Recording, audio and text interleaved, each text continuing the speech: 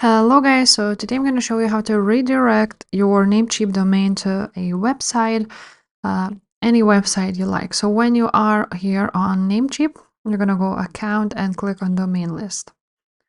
After that, you're going to click on manage. And here you want to scroll down until you see redirect domain. So this is where you will add your redirect.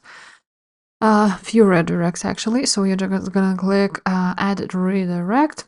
So you want to write down your domain here without the www and the destination URL. So for example, let's copy my YouTube channel for the sake of this video. Now you're just gonna click save changes.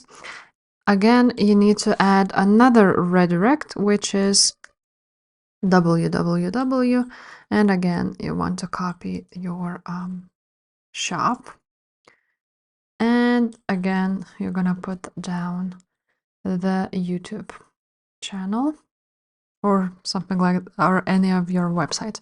And that's basically how you redirect domain. So if this video was helpful, please leave a like, subscribe to this channel, and I will see you next time. Bye.